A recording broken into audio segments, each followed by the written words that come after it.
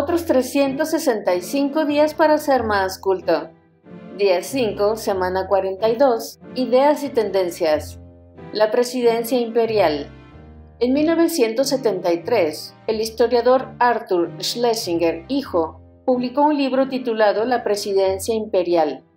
En aquel volumen de 500 páginas, Schlesinger, antiguo asesor de los presidentes John F. Kennedy y Lyndon B. Johnson, acusaba a los presidentes estadounidenses de excederse sistemáticamente en sus competencias constitucionales, tanto en los asuntos exteriores como nacionales. El libro de Schlesinger cristalizó en la década de 1970 en una creciente preocupación por el hecho de que el cargo de presidente hubiera acumulado demasiado poder en el sistema político estadounidense.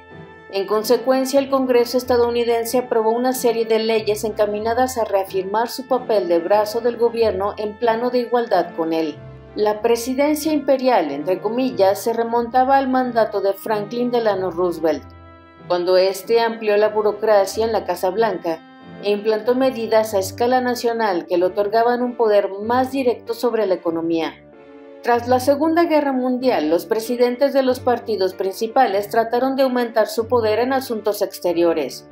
Tradicionalmente se exigía que el Congreso aprobara una declaración de guerra para enviar tropas a combatir, pero el presidente Harry S. Truman entró en la Guerra de Corea sin declaración previa, la primera vez que se hacía en el caso de un conflicto estadounidense importante. En las décadas de 1960 y 1970, el presidente Richard M. Nixon defendió enérgicamente la utilización del poder por parte del presidente.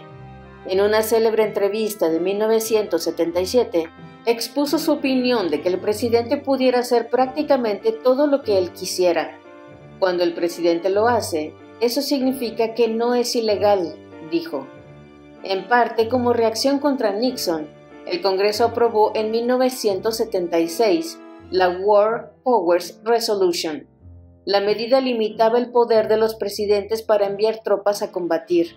Al año siguiente, el Congreso estadounidense también aumentó su control sobre el gasto federal.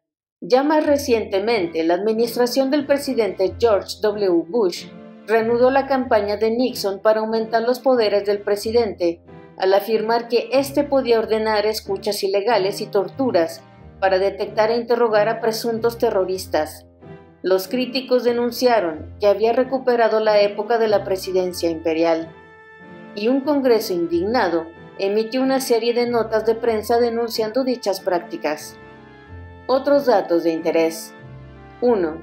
Aunque desde la Segunda Guerra Mundial las tropas estadounidenses han estado implicadas en infinidad de conflictos, el Congreso no ha declarado la guerra a otro país desde 1942. 2. El Congreso conserva cierto control sobre la política exterior, con la fuerza del monedero, entre comillas. Los legisladores consiguieron poner fin a la guerra de Vietnam, negando la financiación para las tropas estadounidenses allí destacadas. 3. Schlesinger reeditó La presidencia imperial en el año 2004 para incluir a la administración de George W. Bush. Gracias por ver y escuchar.